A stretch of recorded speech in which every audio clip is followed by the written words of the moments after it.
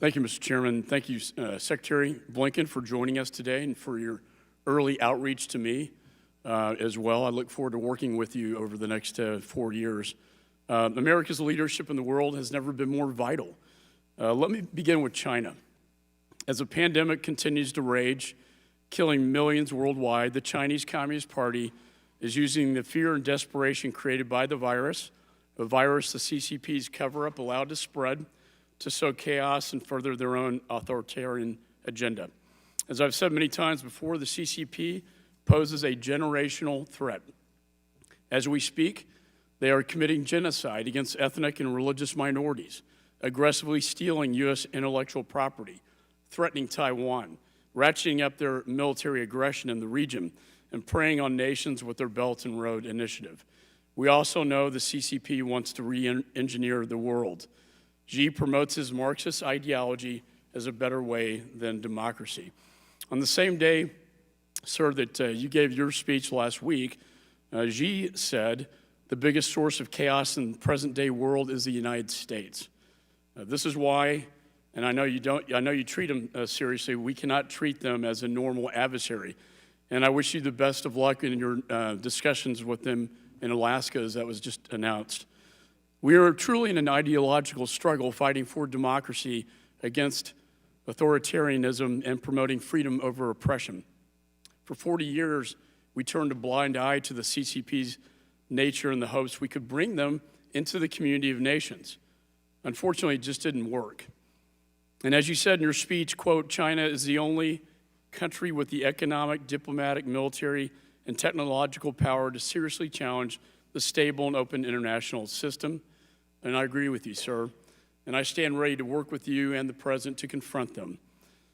Let me turn to Russia. I've repeatedly said that Mr. Putin is not our friend. And while the sanctions in response to Navalny's poisoning and wrongful detention were an important step, if this administration really wants to counter the Putin regime's malign influence, it must ensure that Nord Stream 2 pipeline is never completed. And I want to be clear, if we allow this pipeline to be completed, it would be a tremendous victory for Vladimir Putin.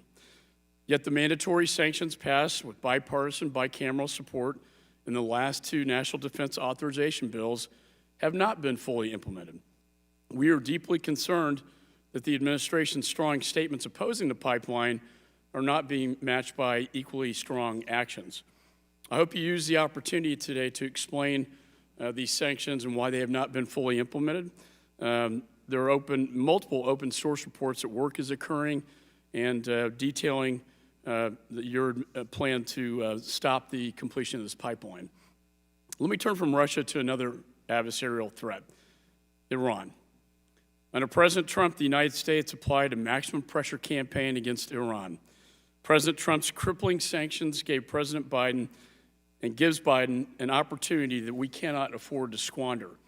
Unfortunately, I fear we are headed down a path where that may not happen. So I really want to strongly recommend in the strongest terms to commit that any updated deal with Iran will include no sunset provisions, require anytime, anywhere inspections by the IAEA, including military sites, address Iran's ballistic missile program, require Iran to permanently cease its aggression in the region and to stop providing support to terrorist entities, and finally, demand Iran's release of all of our hostages.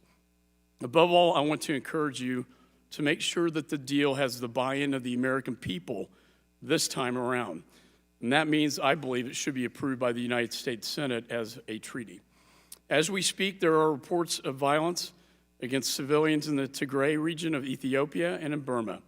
And while we face yet another border crisis, criminal groups continue to transport illegal drugs into the United States, while socialist dictators destabilize our own hemisphere here.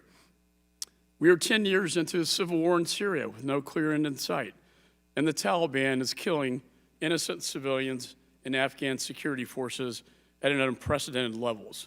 All this while COVID continues to cause further instability in fragile nations, creating opportunities for terrorist organizations and other malign entities.